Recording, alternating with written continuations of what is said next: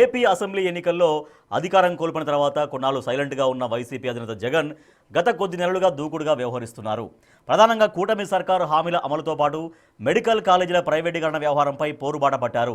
రైతులను పరామర్శించి వాళ్లకు ధైర్యం చెప్పడమే కాదు, మెడికల్ కాలేజీల ప్రైవేటీకరణ వ్యవహారంలో కూటమి సర్కారు తీరుపై తీవ్రస్థాయిలో ఫైర్ అయ్యారు. ఎవరైనా ప్రభుత్వం నిర్వహించే బిడ్డింగ్లో పాల్గొని కాలేజీలను దక్కించుకుంటే తాము అధికారంలోకి వచ్చాక 2 నెలల్లోనే జైలుకు పంపిస్తామన్నారు. మరి జగన్ కూటమి సర్కారు ఎదుర్కొనేందుకు 2026లో ఏం చేయబోతున్నారు? ఎస్ నాగేశ్వర్ గారు, ఎటువంటి అస్త్రాలు ఉన్నాయి ఇప్పుడు జగన్ దగ్గర కూటమి ప్రభుత్వాన్ని ఎదుర్కోవడం కోసం? 2026లో ఏ అంశాలను ఎక్కువగా ఆయన గ్రిప్ చేయబోతున్నారు? మీ ఇంట్రొడక్షన్లో జగన్ కొంతకాలం సైలెంట్ ఉన్నానని చెప్పారు. ఏ పీరియడ్లో సైలెంట్ ఉన్నారు నాకు చెప్పండి. మే 2025లో ఎలక్షన్ జరిగింది. ఆ తర్వాత ఏ మంత్లో సైలెంట్ ఉన్నాడు చెప్పండి? సైలెంట్ లేడు. అసలు విమర్శ కూడా అదే కదా, గెలిచిన వెంటనే అడుగుతున్నాడు అని. మీకు ఇక్కడ తెలంగాణలో అంటే కేసీఆర్ కొంతకాలం సైలెంట్ ఉన్నారంటే అంగీకరిస్తారు. అక్కడ జగన్ నాకైతే తెలియదు, మరి మీరు సైలెంట్గా ఉన్నారని ఎట్లా కంక్లూషన్కి వచ్చారో నాకు తెలియదు. కొంతకాలం సైలెంట్గా ఉన్నారు అన్నారు అంటే మే నుంచి సెప్టెంబర్ వరకు, అక్టోబర్ వరకు జగనే మాట్లాడలేదా? మీరు కాస్త పాత పేపర్లు తీసి చూడండి. సో జగన్ డే 1 నుంచి మాట్లాడుతున్నాడు కదా. సో అదే కదా జగన్ పైన విమర్శ. కనీసం ప్రభుత్వం వచ్చి 4 రోజులు కూడా కాలేదు, దానికి వెసులుబాటును ఇవ్వాలి కదా, సమయం ఇవ్వాలి కదా, ఇవ్వకుండా మాట్లాడుతున్నాడనే కదా కూటమి నేతలు విమర్శించింది. అందువల్ల జగన్ భావిస్తున్నది ఏంటంటే, జగన్కున్న సమస్య ఏంటి అంటే, జగన్ కార్యాచరణ ఎప్పుడైనా ఒక ప్రతిపక్షంలో ఉన్న పార్టీ ప్రజలు ఏ అంశం పైన అసంతృప్తి చెందుతున్నారు, ఆ అంశాన్ని తాము ఛాంపియన్ చేస్తే లాభం పడతారు.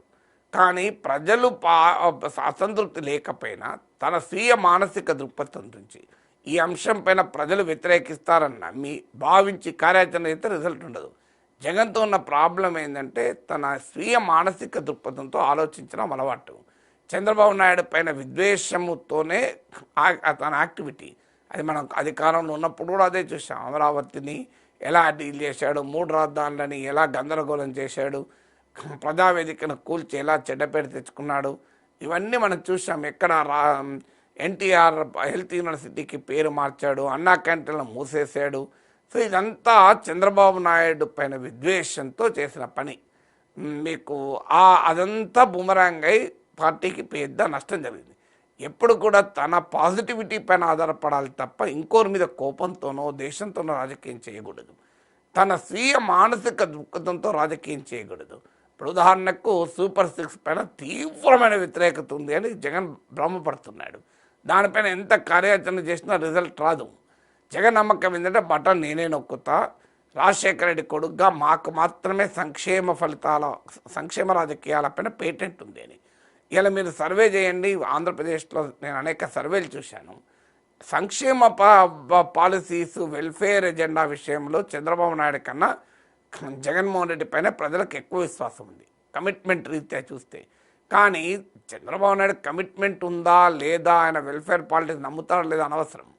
ప్రజలకైతే ఆ వెల్ఫేర్ స్కీమ్స్ జగన్మోహన్ రెడ్డి సమయంలో అందినట్లే అందుతున్నాయి. అందులో పెద్దగా అసంతృప్తి చెందిన పరిస్థితి లేదు.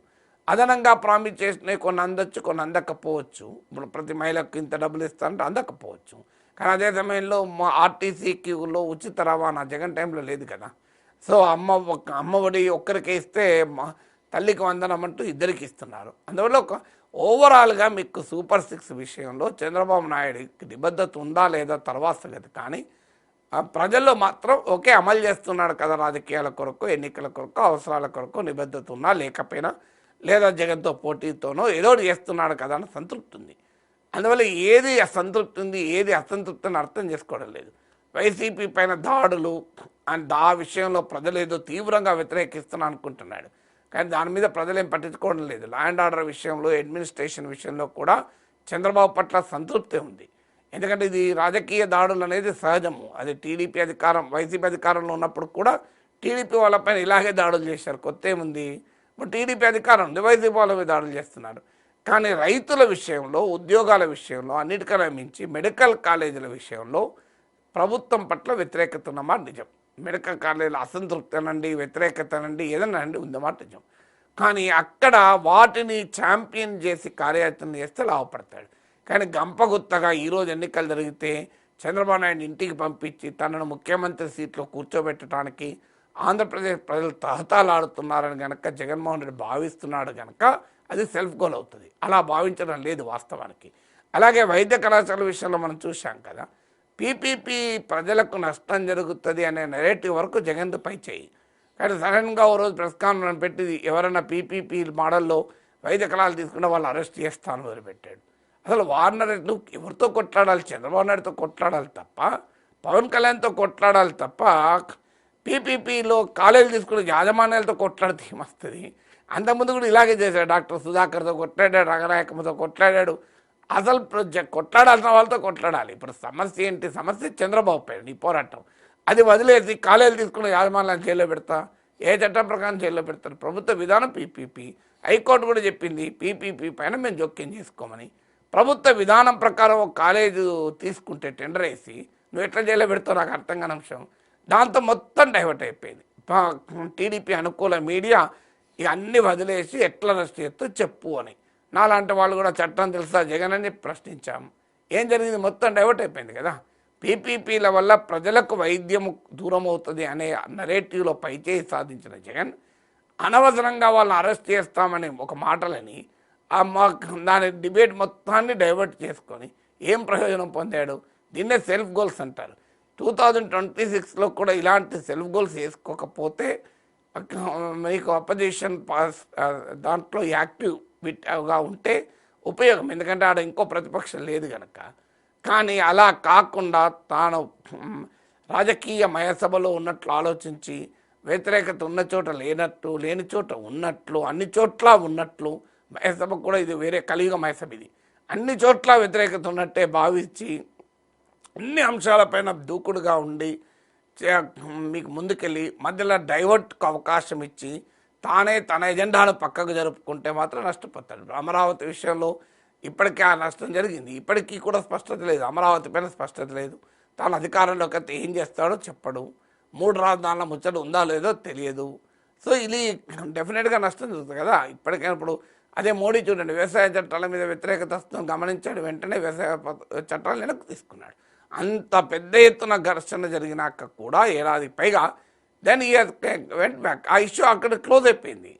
సో అలా జగన్మోహన్ రెడ్డి కూడా అమరావతి పైన జరిగింది, ఇక్కడ నుంచి నేను అమరావతి కట్టుబడి ఉంటానని హుందాతనం ప్రదర్శిస్తే ఆ ఇష్యూ పైన ఒక ఆయుధం పోతారు కూటమికి.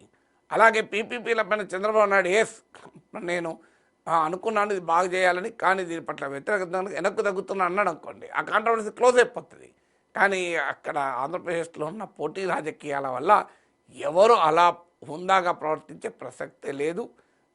తమ పట్టు తామే పరిపగిస్తారు. అందువల్ల జగన్మోహన్ రెడ్డి వ్యూహాత్మకంగా వెళ్తే 2026లో కాస్త ప్రయోజనం పొందుతారు. లేదా కేవలము తాను ఇవాళ ఎన్నికలు జరిగితే ఇప్పుడే వైసీపీని గద్దెనెక్కిస్తారు అనేటువంటి భ్రమల్లో ఉంటే మాత్రం కష్టం.